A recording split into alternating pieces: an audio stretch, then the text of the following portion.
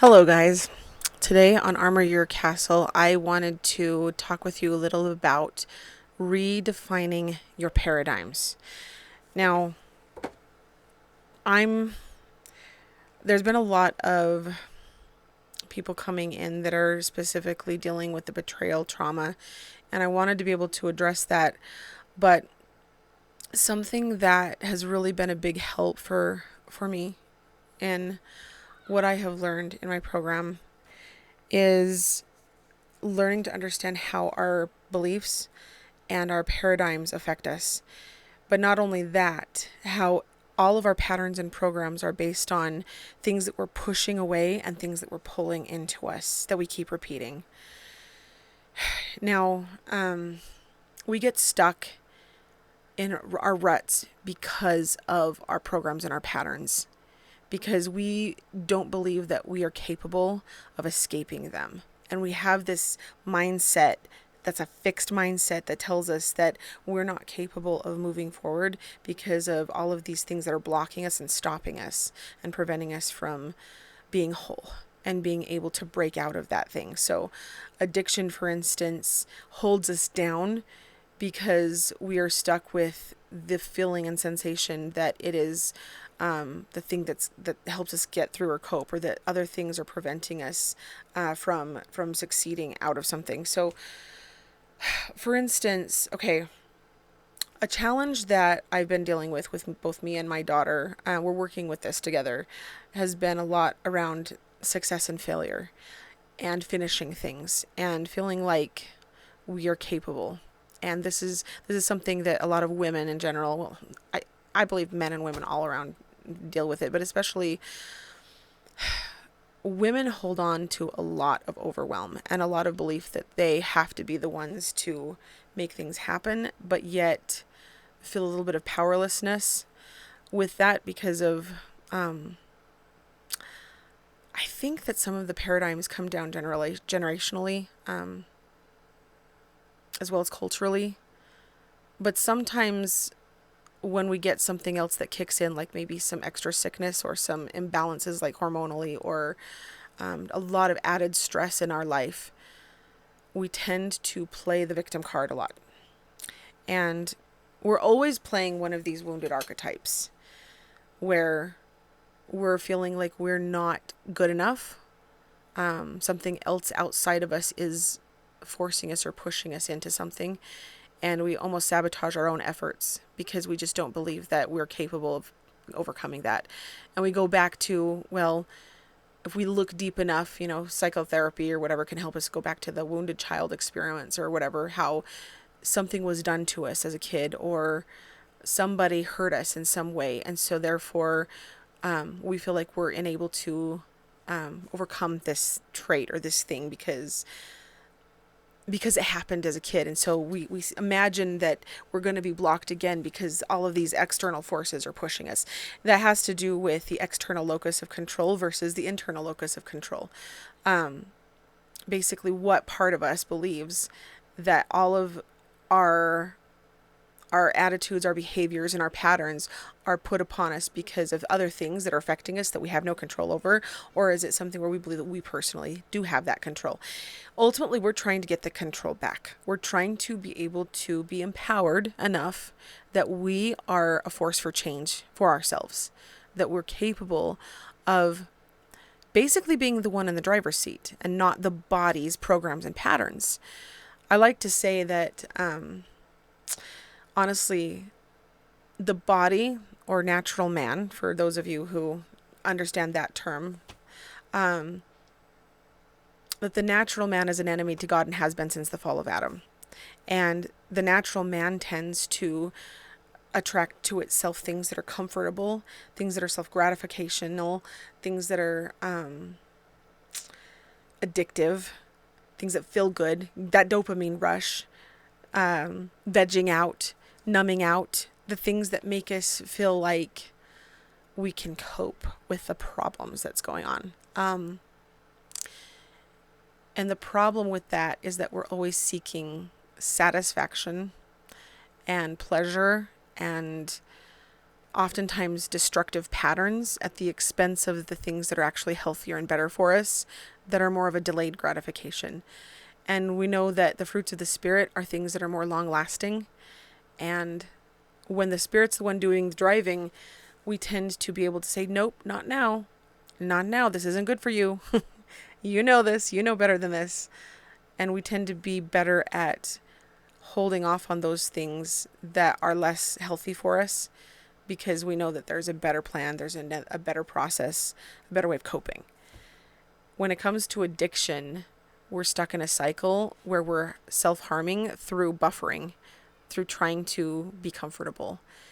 And that's something that takes more than just willpower to overcome. Once you get into a cycle where it is literally the body that's running this program, you have to know how to disrupt the cycle. Now, what I'm trying to teach you here today is a little exercise on recognizing the body's pushes and pulls. Okay, so I have this pad of paper.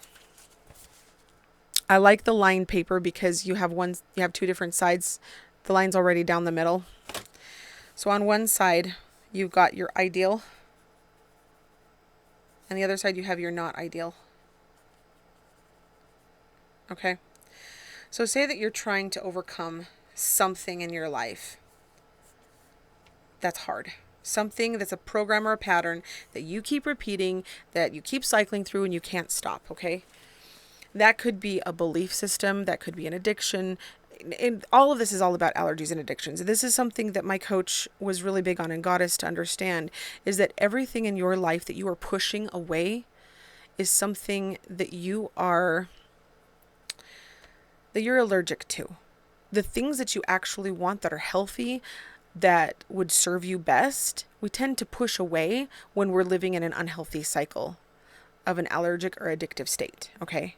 When we are continually bringing in the stuff that we absolutely shouldn't be having or wanting because they're harmful to us, but we keep doing it anyway, that would be an addictive state, okay? And so what we're trying to do is recognize within us the patterns that we keep repeating and the beliefs that are causing them, that keep that happening. Now, for somebody who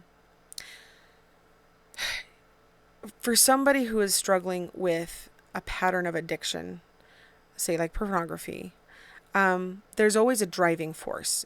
Beyond the fact that pornography in and of itself is a dopamine rush and is pleasurable for people who are into that, which, by the way, we'll have to do a talk on the brain and behavior as well. That's going to be another episode that I'm going to be talking about, because it doesn't necessarily mean that your brain is automatically going to be, connected to that, unless you get to the point where the brain is willingly able to accept the types of images coming through and actually being enticed by that. Because, for instance, something can be completely repulsive to one person, but it's not to the other, who has actually developed a tolerance for that, and suddenly it becomes something that is gratifying. Okay, does that make sense?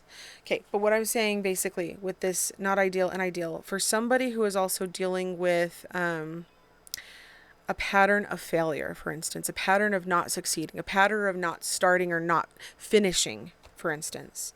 This is one that I have dealt with, okay? One reason why I haven't been very good at getting this thing going is I have resisted getting started. And I'm breaking through that with this process. So, the ideal, okay?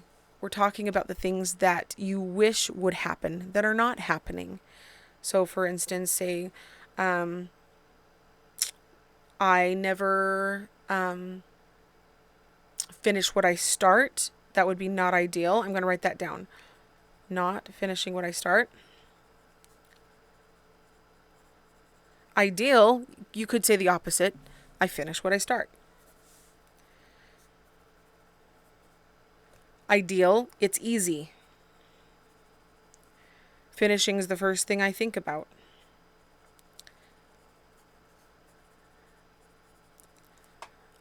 You could be saying, I naturally have a plan of action of how to make it happen, and I just naturally do those steps. Naturally follow the steps of the plan.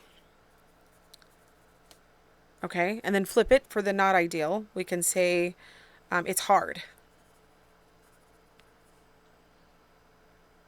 It's something that I always fight thinking about or fight believing that's possible.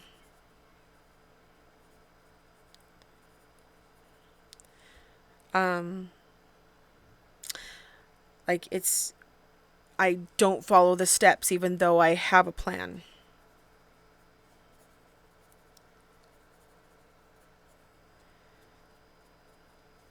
I feel too tired. Disruptions always come. And it can be anything. When you're brain dumping, you're putting everything down on this piece of paper that you can possibly think of. This is like a journaling exercise that is good for getting everything out of the reasons and brainstorming what's going on. Where are my paradigms actually leading me to? What are my hidden beliefs about myself and about why I do what I do? What keeps this pattern happening? You can even go back to, people will think I'm not credible. Memories, things that have happened in the past that have brought you to that conclusion, pull that up, write it down. Why is it that you feel this? Why is it that you think that this is always happening? Now, for instance, you can do this for betrayal trauma as well, okay? So, when you're dealing with a situation like betrayal trauma, okay, you can look at it two ways, okay? You recognize, first of all, that you are feeling hurt. You are feeling pain. When I first discovered the issue with my husband, it was very, very, very painful. I internalized it. And that's one thing that we as women do, is we feel vulnerable. We feel that we are not enough. And somehow, in some way, it must have been our fault because we weren't giving enough or satisfying enough or fulfilling his sexual needs enough or whatever. And we tend to put that back on ourselves or feel like I'm not good enough. I'm not enough for him to want just me and to go to this other thing, right? Some of us, we tend to also put all the blame on him, whatever. Okay, sure.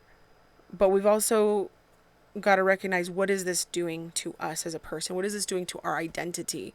And when you're dealing with trauma of any nature, it is a hard hit to your identity and to your worth and your personal value. And you've got to go through and recognize, what value are you putting on yourself and what tie are you connecting this instance with you and who you are as a person, as a woman, as a wife, as a mother, as somebody who believes in God. What sort of things are you saying about yourself in your own mind about this? Or what are you hearing said in your own mind? Because I believe all of our beliefs come from a whole series of patterns and programs that we've heard throughout our whole entire life, whether it's a mother, a father, a teacher, a friend, somebody, a bully, somebody in our life who has given us this sense of self-identity and self-concept that's defined us for who we are and what we're willing to accept, what we're willing to tolerate, what we're willing to have in our basket, okay?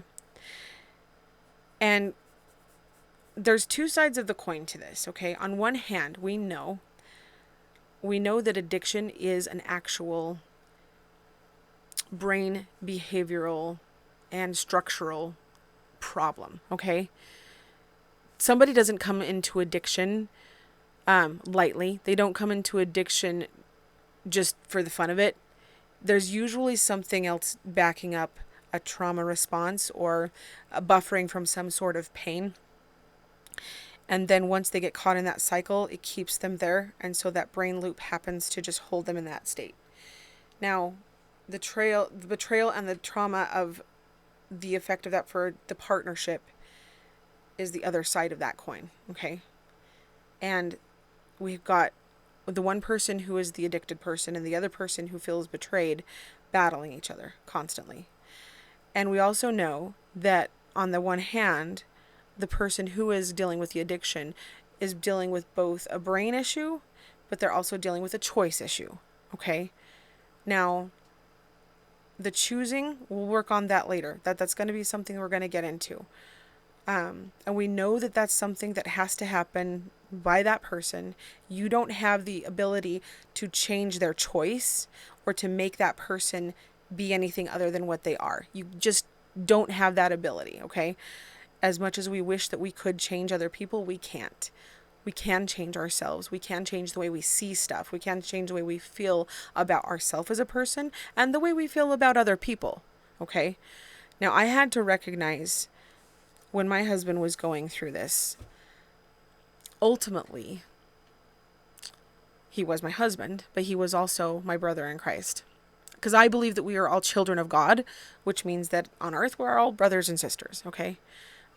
Basically. But I recognized that I loved him, and that despite what he was doing, it wasn't about me. That's the hardest part to accept. It's not about me. Even though it hurt me and it affected me, it wasn't about me. Does that make sense? So for the moment, I had to be able to detach the meaning I was putting into it of it being about me, and to recognize that what I'm dealing with is a sense of a loss, yes, of the ideal that I hoped that we would be, and that has now been broken. So now I've got to pay attention to what is actually going on and recognize we're dealing with the person in pain. He's going through some pain. Right now he's going through also for shame. He doesn't want to hurt me, but he did. And this experience of his that he's had has brought more drive of the dopamine to lead him to do these things. But at the same time, there's something pushing him to that. Something deep, something hidden, something we have to uncover, okay? Then I have to look at me. I have to look at my side of the story, the trauma that I'm experiencing, okay? So I feel like I'm not enough. I'm not beautiful enough. I'm not sexy enough. I'm not happy enough. I don't play enough. I don't do enough things to keep him engaged with our relationship. And I'm always pushing and nagging and angry all the time, right? And so I'm looking at the whole thing like, okay, what the parts of me that I'm blaming. And yes, there are parts of that I do need to take some ownership for, but I also needed to realize that the parts that really were what mattered wasn't as significant as I thought it was, if that makes sense. Okay. So I had to recognize and pull myself a little bit out of the pain of it and look down as though I'm almost pulling myself out of my body for a second to look down at the whole situation and recognize, okay, what is really going on here? Okay. What is it about myself that is ideal? What is not ideal? What is it that I'm believing about myself that is true? What is not true? And ideally, what is the type of relationship that I want? Okay. And what is it that I don't want? And when you're coming together as a couple to heal a situation like this, it's going to take a lot of conversations and a lot of connection about how to overcome, what the steps are, how you're going to talk to each other about it. And there's some times where you're not going to feel okay, and you're not going to be okay with hearing about things. And you probably aren't going to need to hear everything. That's not necessary. But it's the whole entire process of going through this is to help you recognize where you're on target with the things that you're wanting and where you're off with the things that you're wanting, and ideally and bringing in that you didn't want. Okay. So what I want you to do, take out a piece of paper, whether it's, the double-lined one or whatever, but get some columns. Do this for your journaling, okay? Write down some of the things in your life that you know you need to work on, that you feel are falling apart in your life, something maybe that you want, that you wish you had, something that you don't want that keeps happening to you, and write your 2 columns down, okay? Your ideal and your not ideal. And I want you to start sorting out and brainstorming and brain dumping what's going on, what things are preventing you from achieving that thing that you're wanting, and what things you're wanting that you feel are out of reach. Okay? Start with that. Okay? And then we're going to go through learning a little bit about how to align to those things. The first step is recognizing where the problems are and analyzing yourself and analyzing what you're pushing and what you're pulling. That's the first key in recognizing, Houston, we have a problem. Okay? Now, none of us are perfect. None of us can expect to be completely perfect in this life, but we can all progress and we can all get better and improve. And I believe very strongly that we don't have to live with addiction and that we don't have to live with the identity that we are an addict and always an addict. I don't believe that platitude. We can change completely, thoroughly. Every 7 years, our DNA and our cells completely slough off and create an entirely new system. Our bone structure even completely regenerates. All of the cells, tissues, organs, glands, everything goes through phases where the cells will remove themselves and restore new cells. And within every 7 years, you are not even the same person. And your brain, your neuroplasticity, amazing, powerful ability of your brain to change itself from one state to another state is completely possible. All of your dendrites and all of your beliefs that are in those little dendrites change with your thought patterns. And one belief that you may have had changes and can become completely new. You don't have to hold on to that for forever. And you can completely change it in a few hours. It doesn't have to stay. They can shrink and you can grow a new one. Okay? Now, I'm going to start with that.